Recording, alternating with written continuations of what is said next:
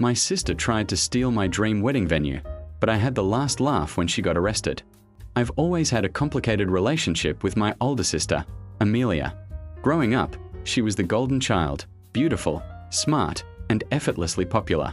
Everything I did, she did better, or at least that's how our parents always made it seem. I was the quiet, artistic one, often overlooked in favor of Amelia's more boisterous personality. This favoritism continued well into adulthood. She always got the bigger share of attention, the more expensive gifts, and the louder praise, even for minor accomplishments. I learned early on not to expect much from our parents when Amelia was around, and to just carve out my own path. My fiancé, David, is the absolute love of my life. We met in college, both art history majors, and bonded over our shared passion for ancient civilizations and obscure European cinema. He's kind, thoughtful, and incredibly supportive, everything I never really got from my family. When he proposed, it was on a trip to Rome, kneeling in front of the Pantheon, and it was the most magical moment of my life. I immediately started dreaming of our wedding. I envisioned something elegant, a little vintage, and deeply personal. The first thing I did was start looking for venues. I had a very specific vision in mind, an old, grand estate with sprawling gardens, a sense of history, and enough space for a meaningful ceremony and a lively reception. After weeks of searching, I stumbled upon Oakhaven Manor. It was perfect. A stunning Georgian-style mansion, built in the late 18th century, with manicured rose gardens, a picturesque lake, and a charming stone gazebo. It had everything I had ever dreamed of for my wedding. The ballroom was breathtaking, with intricate plasterwork and enormous chandeliers. I could already picture myself walking down the aisle, the sunlight streaming through the tall windows. It felt like destiny that I immediately called Oakhaven Manor to inquire about availability and pricing. The event coordinator, Sarah, was incredibly helpful and enthusiastic. We talked for over an hour, discussing my vision, their available dates, and the various packages they offered. I was over the moon. She mentioned that they had a rare opening for a prime Saturday in June next year, which was exactly when David and I wanted to get married. I knew I had to secure it. I scheduled a tour for David and me the following weekend, and I couldn't stop talking about it to everyone, especially my mother and, unfortunately, Amelia, predictably, wasn't thrilled about my excitement. She had a way of dimming my light, even when I was at my happiest. Her usual response to my good news was a backhanded compliment or a subtle dismissal. This time, it was a dismissive wave of her hand and a comment about how everyone wants a manor wedding these days. It's so cliché. I tried to ignore her, focusing on David's shared excitement. He was just as smitten with Oakhaven Manor when we toured it. We put down a deposit that very day, signed the contract, and started planning. The date was officially set, June 17th. Things were going smoothly for a few months. David and I were enjoying the planning process, picking out invitations, tasting cakes, and excitedly discussing our future. Then, the first red flag appeared. My mother, in one of our weekly phone calls, casually mentioned that Amelia was also looking at wedding venues. I found this odd, as Amelia had been engaged to her long-term boyfriend, Mark, for nearly 2 years but had shown no interest in wedding planning whatsoever. They had always said they were in no rush, enjoying their engagement. I asked my mother if Amelia had found anything she liked. My mother just mumbled something about Amelia being very particular and quickly changed the subject. A few weeks later, Amelia called me, which was unusual in itself. Our conversations were usually limited to family gatherings. She started by asking about my wedding plans, specifically about Oakhaven Manor. "So, how's that old mansion working out for you?" she asked, her tone too sweet to be genuine. I told her it was wonderful, and we were excited. Then she dropped the bombshell. "You know, Mark and I were thinking of getting married around the same time. We were considering Oakhaven too. It's such a lovely place." My heart sank. I felt a chill despite the warm weather. I reminded her that David and I had already booked it for June 17th. She feigned surprise. "Oh, really? What a coincidence. Well, maybe we can find a different weekend there. I heard it's really popular." I just let it go, trying to convince myself it was just a strange coincidence, or perhaps she was just curious. But a knot of unease began to tighten in my stomach. The real drama started about a month before our wedding. I received a frantic call from Sarah, the event coordinator at Oakhaven Manor. Her voice was strained, filled with a mixture of confusion and anger. "Ms. Thompson," she began, I need to speak with you about a very serious issue regarding your wedding date. My mind immediately raced through all the worst-case scenarios. Had there been a double booking? Was the venue closing? She then proceeded to tell me the most outrageous story I had ever heard. Apparently, Amelia had contacted Oakhaven Manor several weeks prior, claiming to be me. She had called, emailed, and even visited the venue, stating that she needed to make adjustments to my wedding booking. Sarah, initially unsuspecting, had gone along with some of these requests. Amelia had tried to change the menu, downgrade some of the floral arrangements, and even attempted to shift the ceremony time. Sarah, however, noticed some discrepancies. The email address Amelia was using was slightly different from mine, and her phone number wasn't the one on file. When Sarah questioned her, Amelia became defensive and evasive. The most shocking revelation was that Amelia had tried to cancel my wedding outright. She had called Sarah, pretending to be me, stating that David and I had broken up and that I wanted to cancel the entire event and get the deposit back. Sarah, at this point, was highly suspicious. She explained that their policy required a cancellation in writing, signed by both the bride and groom, and that the deposit was non-refundable within 6 months of the event. Amelia had pushed back, becoming increasingly agitated, demanding the cancellation and the refund. Sarah, sensing something was seriously wrong, had called David's number on file, pretending to confirm a detail about the tasting. David, of course, was completely oblivious and confirmed that everything was still on track. That's when Sarah realized she was dealing with an imposter. She had done some digging and, with a quick search of social media, discovered my actual profile and David's. She then found Amelia's profile, noting the striking resemblance between us. Putting 2 and 2 together, she realized what was happening.